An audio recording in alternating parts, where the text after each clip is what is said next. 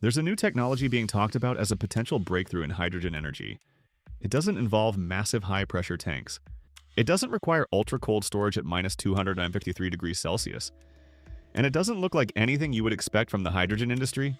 It looks like paste, a thick gray substance that can be squeezed into a cartridge, transported at room temperature, and used to generate hydrogen on demand.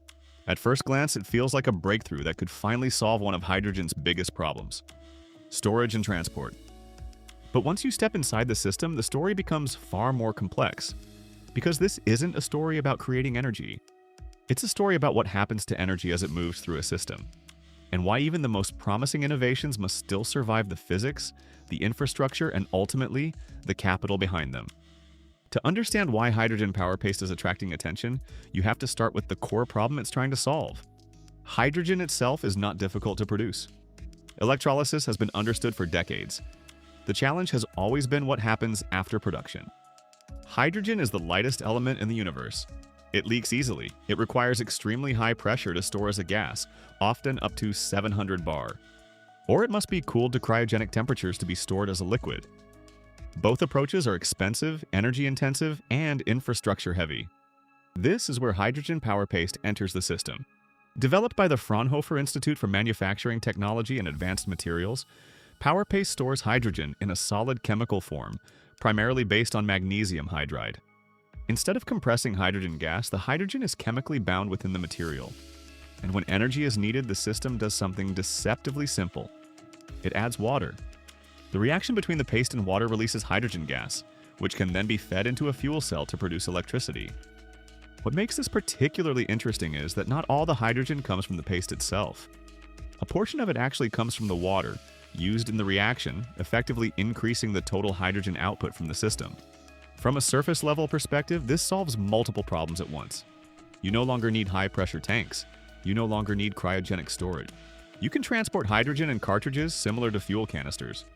The material is stable under normal conditions, making it safer and easier to handle. And this is where the narrative begins to build.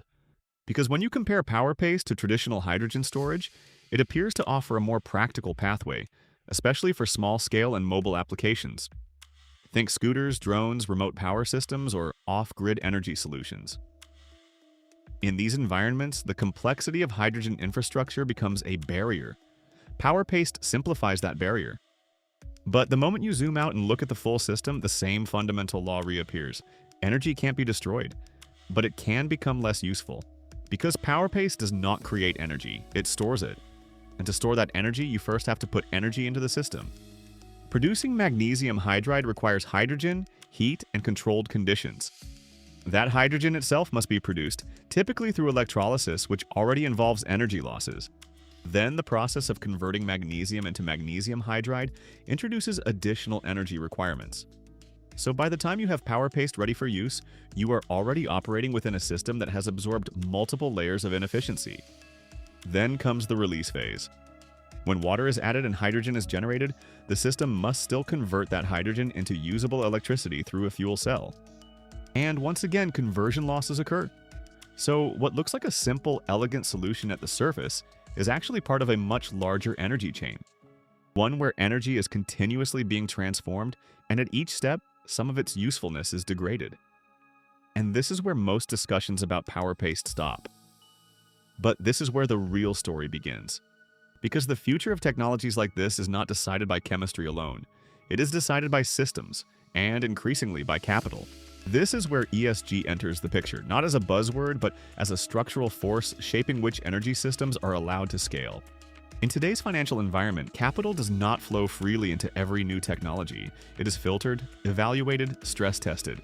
And ESG frameworks, particularly those influenced by institutions like the European Commission, are playing a central role in that process. These frameworks don't just ask whether a technology is clean. They ask whether it is viable across its entire life cycle. What is the emissions profile of production? How much energy is required to create the material? What are the resource constraints? Can the system operate reliably at scale? And most importantly, can it survive without perfect conditions? This is where power paste faces the same reality as the rest of the hydrogen economy. Because while it simplifies storage, it does not eliminate system losses. It does not remove the need for energy input. It does not bypass the economics of conversion efficiency, and this matters because every inefficiency translates into cost, and cost determines whether a project can attract capital. This is why the Renewable Energy lens matters here. The question is not whether Powerpaste works. It does. The question is whether the system it operates in can preserve enough usable energy to justify investment. Because capital is not chasing energy.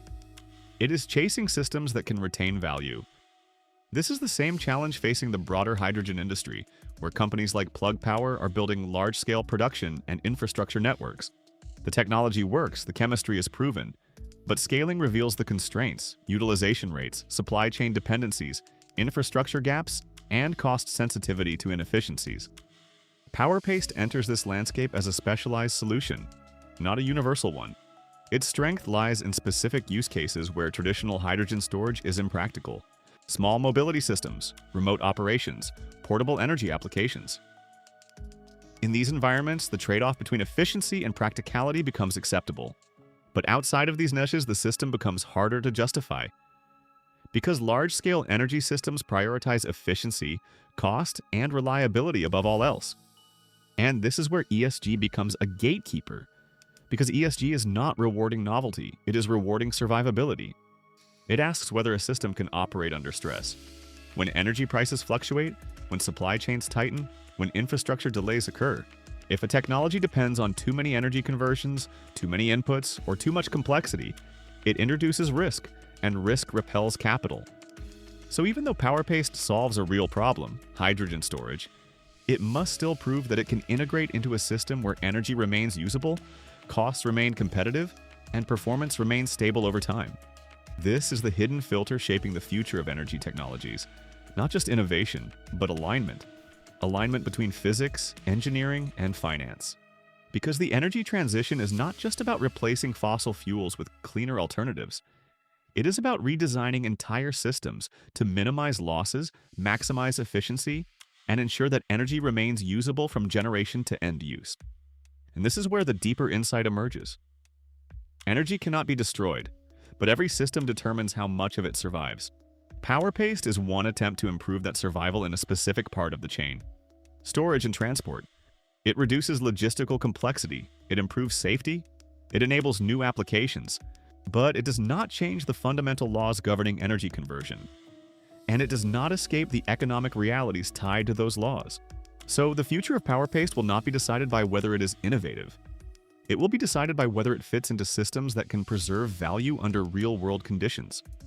Because in the end, energy is not the constraint, the system is. And capital flows towards systems that can keep energy usable for as long as possible. If you want to go deeper into how hydrogen systems, ESG frameworks, and real-world project economics connect at execution level, explore the ESG course inside H2 Hub by Renewable Energy.